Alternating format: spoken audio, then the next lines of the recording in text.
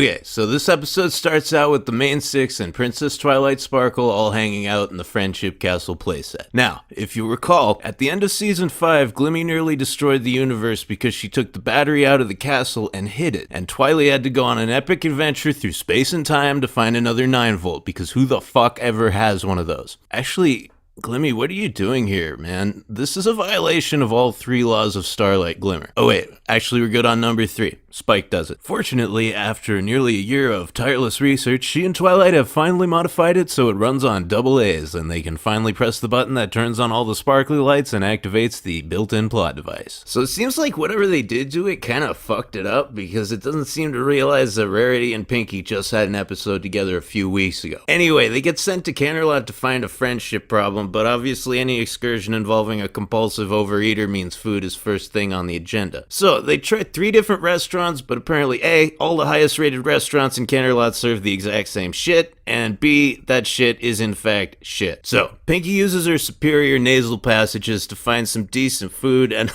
oh my god, it's a hot, flavorful, exotic waifu fresh off the grill. DHX, we need to have a talk, okay? You're just serving them up to the porn artists on a silver platter at this point. What happened to a challenge? Anyway, this chick and her dad are like really obviously Indian, and at first I was like, isn't this racist? Then again, Equestria has plenty of locations that parallel real-world places like Manhattan or Winneapolis, to use an example from this very episode. But to me, when it's some American city, it just seems like, yeah, okay, very clever. This felt a little jarring and out of place.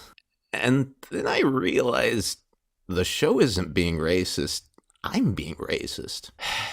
My Little Pony, you never cease to make me realize what a piece of shit I am.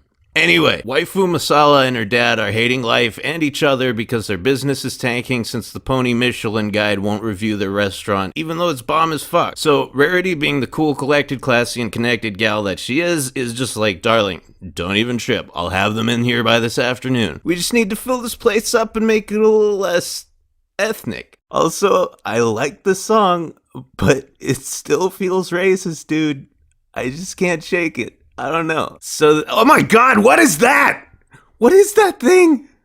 Okay, I take it back, DHX. I'm sorry I ever doubted you. This is a challenge. 0 out of 10, I would rather stick my dick in a cadaver. I mean, a female one, because I'm not a freak or anything.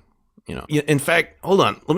Yep, there it is. I knew it. Right there. So, this is Zesty Gourmand, the illegitimate child of Lord Voldemort and Tilda Swinton. Apparently they got rid of her by chucking her through the portal to Equestria while Twilight was at Canterlot High. But that's just a rumor. I don't know. Anyway, despite bearing her father's mark, she is not a dark wizard, but something much more evil, horrifying, and reprehensible. A professional critic. And she's like, yep, just what I thought. This food is shit, and you should all feel terrible and hate yourselves. And Pinky's like, yeah, well, you know, that's just like your opinion, man. And she's all, yes, and my opinion is better because I'm a famous person. And they're like, why are you famous again? And she's like, for having better opinions. How are you not getting this? So she fucks off, and Rarity's like, dude, I just realized something. We never needed to change this place. We just needed a famous person to shill it. And Pinky's like, bro, wait a second. You're a famous person. And Rarity's like, I know, right? So they do what they should have done all along. These dudes cook their food, Ponk does the decorating, and Rarity does the sweet talking. Everything goes as planned and the place is banging, but then Tilda Mort shows up again and she's like, listen, you assholes, I already told you couldn't like this food, so who the hell authorized all this enjoyment? And these dudes are all like, well, Rarity said we could like it, and she's kind of famous, so we tried it, and it's fucking awesome. So, you know, choke on a dick. And everyone's like, yeah, if you don't want to eat here, you can just go eat some dicks. And Rarity's like, dude, you may think your opinions are better than everyone else's because you're famous, but as you can see, that's not how it works. I mean, sure, it definitely helps, but what really makes an opinion truly superior is when a bunch of people agree with you.